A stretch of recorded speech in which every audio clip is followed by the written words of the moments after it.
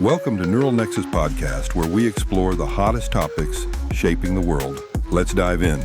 Okay, so you've pulled together some really fascinating sources for this deep dive. We're looking squarely at the current political and economic scene. Yeah, that's right. And the focus today is really on President Trump's recent moves, the tariffs, this new Department of Government Efficiency, DOGE, and of course, Elon Musk's big role in it. Right. And crucially, how people are actually reacting. We want to look at the public pulse, especially what we're seeing on X, Twitter as of today, April 11th, 2025. Exactly. And we got a mix of sources, right? X Posts, Pew Research, Reuters Ipsos polls. Mm-hmm. Wall Street Journal, Vanity Fair, Holland and Knight, YouGov. It's a pretty wide net, gives us different angles from the immediate gut reactions online to more structured analysis. So our mission here for you listening is to try to make sense of all this, give you a clear, unbiased look at what's going on, the different viewpoints. And maybe what to watch out for as we head into May. What are the potential impacts? Yeah, let's do it. So President Trump's second term, Mm-hmm. definitely kicking off with some major policy shifts. No kidding. The tariffs, they've really grabbed the headlines, haven't they? Yeah, they have. What are the specifics again? So it's 10% on basically all imports. Then you've got 25% specifically on steel and aluminum, Okay. and a 20% tariff on goods from the EU. That last one just kicked in April 9th. Right, just a couple days ago. Yeah. And the framing is national emergency. Yeah, that's the term they're using. They're pointing to the trade deficit, that $1.9 trillion figure Pew Research highlighted. The gap between imports and exports. Gotcha. And then there's DOGE, the Department of Government Efficiency. Right, which, based on the Holland and Knight analysis, seems to be the main vehicle for streamlining government. Streamlining how? Like, what are they actually doing? Well, it seems mostly through executive orders right now, focusing on potential cuts to the federal workforce, finding other efficiencies. Executive orders. So acting directly without needing Congress for these initial steps. Exactly. That's how those work. Directives from the president. Okay, so big changes. Tariffs, DOGE. What's the immediate reaction been? Let's look at X first. What are people saying? Maybe start with the supporters. Yeah, well, you definitely see that America First idea coming through loud and clear on X. How so? Lots of posts saying things like, finally, someone's fighting for American workers, or just really simple stuff like terrorist jobs. Very direct, very supportive. And does polling back that up at all? To some extent. That Pew Research poll from February, it found about 35% of Americans think these changes will actually work out long term. 35%. Not a majority, but significant. Right. And there seems to be particular optimism among Republicans about deregulation in general, the idea that fewer rules mean more business growth. So for supporters, the argument is basically tariffs protect us from cheap imports, and DOGE cuts government waste. Simple as that. That seems to be the core message, yeah. Shielding industry, tackling bureaucracy. Okay, now let's flip that. What about the criticisms? What are the concerns popping up on X? The biggest one, overwhelmingly, is cost. People are worried about prices going up. For everyday things. Yeah. The Wall Street Journal mentioned, hypothetically, iPhones potentially costing way more, like $2,300. But also groceries, gas, the basics. And you see that reflected in hashtags. Absolutely. Things like hashtag Trump tariffs fail, hashtag stop the chaos. Those are definitely trending, especially among Democrats or people just feeling the pinch. Are people sharing personal stories? Oh, yeah. You see posts like, my rent's already high and now this, that kind of personal economic anxiety. It feels very real for a lot of folks. Is there poll data on the negative side, too? Yeah, that March Pew survey showed 33% predicting these policies will fail and another 31% just uncertain. So a lot of doubt and worry out there. So it's really splitting people, not just along party lines, but based on their own sort of economic situation and outlook. Exactly. It taps into very personal hopes and fears. You see it playing out minute by minute on X. Okay, let's shift gears a bit. Elon Musk, his role in DOGE, co-leading with Vivek Ramaswamy. That's also causing a stir, right? Oh, definitely. Huge debate around that. It's really polarized. Polarized how? What are the main camps? Well, you've got one side seeing him as, like, a hero, an outsider shaking things up. Okay. And the other side sees it as, well, a power grab. A billionaire getting way too much influence over government. Let's start with the hero angle. Why do some people see him that way? What's the positive view? A lot of it seems fueled by Musk himself, honestly. His posts on X, Vanity Fair, noted how he calls out what he calls insanely dumb spending. Right, he's very vocal online. Very. And those posts get a lot of traction. People comment things like, Elon's cutting the fat Washington's ignored for years. Mhm. There's this sense he's bringing transparency, Hmm. Is there broader support for him in this role, like in polling? Yeah, that February Gallup poll showed almost half, 48% of Republicans approve of his work with DOGE. Okay, nearly half of Republicans. Right. They seem to view his tech background, his business sense, as exactly what's needed to fix bureaucracy. Okay, so that's the positive take. Musk is the disruptor. What about the other side, the power grab concern? The core worry there is, should someone that wealthy with huge private business interests have so much say over public policy? And the polls reflect that concern too. They do. That same February Pew poll, 54% unfavorable view of Musk overall. And the Reuters Ipsos one found 58% worried DOGE might cut things like Social Security or student aid.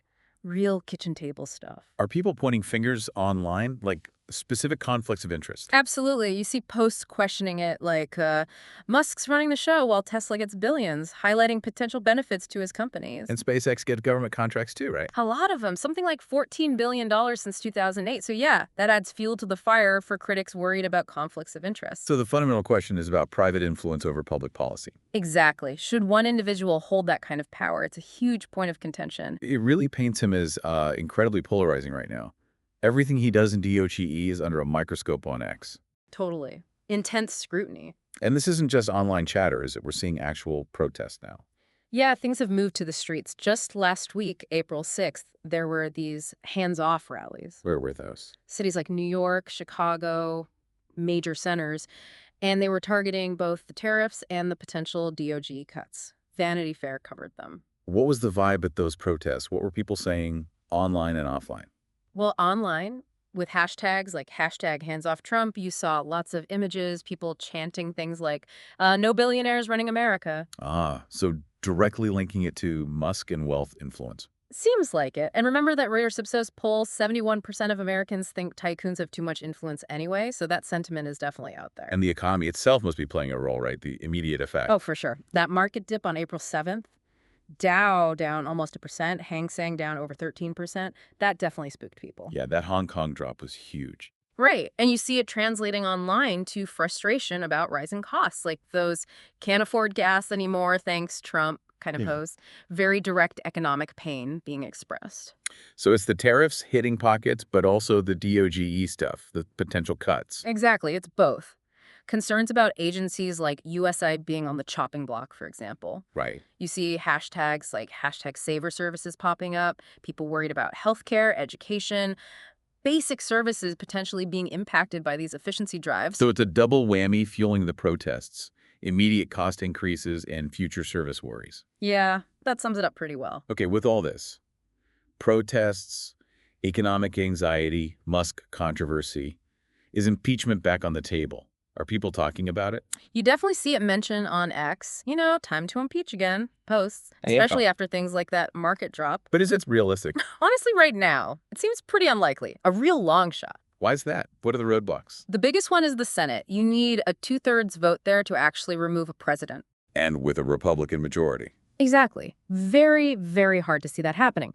Plus, that YouGov poll for March, only about 33% public support for impeachment. There's just no broad mandate for it right now. So even with the noise online, the political reality is different. Very different. And a couple of other things. First, there hasn't been some huge, undeniable scandal that would make Republicans jump ship. Right. No smoking gun, so to speak. Not yet, anyway. Yeah. Second, Trump's base is still very loyal. You see that with things like Stand with 47 online.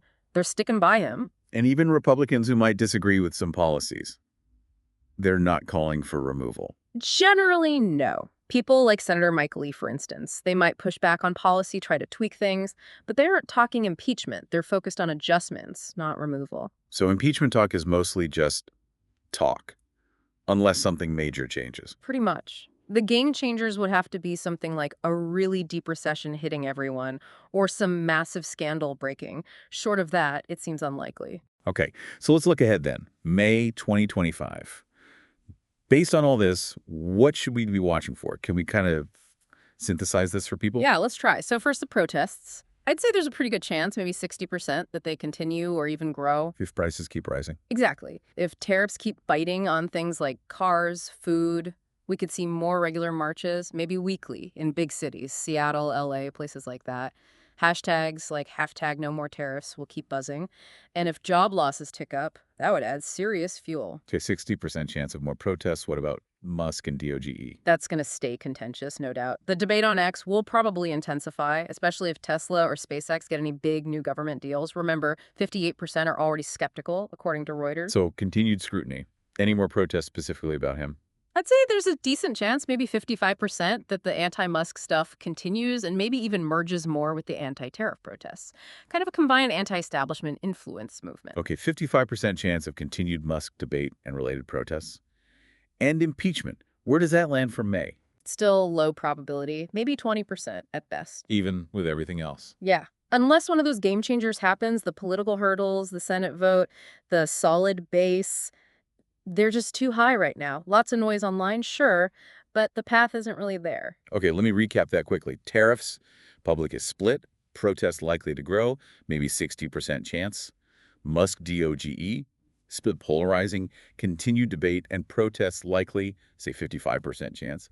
Impeachment, vocal minority wants it, but very unlikely without a scandal, maybe 20% chance. Yeah, that sounds like a reasonable summary of the potential landscape heading into May, based on what we're seeing now. So why does all this matter to someone just, living their life? Why should they care about X trends or polls? Because it's not abstract, really. These things can hit home. Tariffs mean potentially paying more for, well, almost anything imported. Your phone, your car parts, maybe even food. Right. It affects the wallet directly. Directly. And Musk's DOGE cuts. The goal might be efficiency, but the result could be changes to government programs people rely on. Social Security, student aid, environmental protection. Whatever DOGE targets. And the protests. Well, they can cause disruptions, sure. But they're also how people make their voices heard. Sometimes they lead to real change. Sometimes they just reflect the public mood. Either way, they're part of the story. Even impeachment talk, you're saying, has an effect. Yeah, even if it's unlikely, it adds to the political uncertainty which can ripple through the economy, affect consumer confidence. It's all connected. X gives us a snapshot of sentiment, but the real impact is felt offline, in people's lives. So lots to think about. As people listening process all this, the different views, the predictions, maybe the question is, what part of this whole picture feels most significant to you? Is it the economic worries, the role of figures like Musk, the protests? That's a good question to reflect on. Because ultimately, how this all unfolds will depend not just on politicians or billionaires, but on public reaction, economic realities, and, well, maybe some unforeseen events too. It's definitely a situation worth watching closely.